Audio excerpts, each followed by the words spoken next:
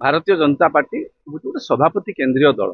सभापति केंद्रिक दल माने कौन सभापति से क्षमतापूर्ण तेणु दुर्भाग्य जे चांदबाली लड़ई कर पराजित होती आशा भी करा चर्चा होता अनेक पराजित प्रार्थी विधानसभा निर्वाचित हो नथिबा व्यक्ति अतीत मुख्यमंत्री होती सेमती किसी कथा नुह किंतु मु आपण मानक सर्वप्रथमे कही आसी मो कथा मुझे कथा को पुणी दोहराऊँ जे भारतीय जनता पार्टी केंद्रीय नेतृत्वंकर बा भारतीय जनता पार्टी केंद्रीय संगठन गोटे एजेंडा रही ओडिशा को केमती चलेबे से माने को एजेंडा रे ओडिशा सरकार चलिबो तेणु से एजेंडा अनुसार जड़े व्यक्ति को मुख्यमंत्री करैचंती तेणु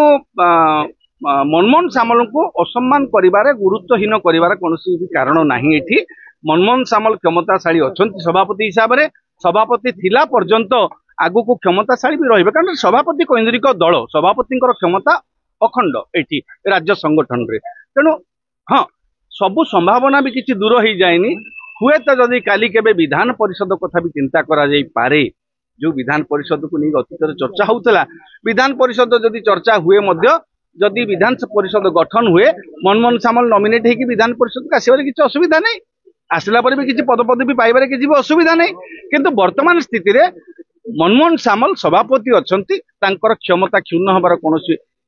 आभास भी नहीं बा तांको गुरुत्वहीन करा जाउची बोली जो अभियोग आसे कि कुहा जाउची सेथरे किछि आधार नहीं आज्ञा जेतु अपरता तरंगी कोन ओडिया एति केंद्रापड़ा पडु बिहारी तांको सेति में बुझे तो कथा थिला ओडिसा र जने ओडिया मुख्यमंत्री हेबे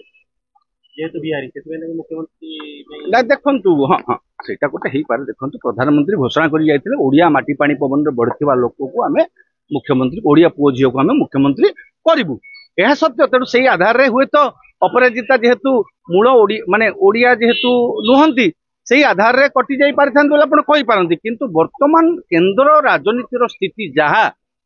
आपण देखिबे प्रथमे चर्चा भी होता धर्मेंद्र प्रधान को ना धर्मेंद्र प्रधान ना आसिला नाही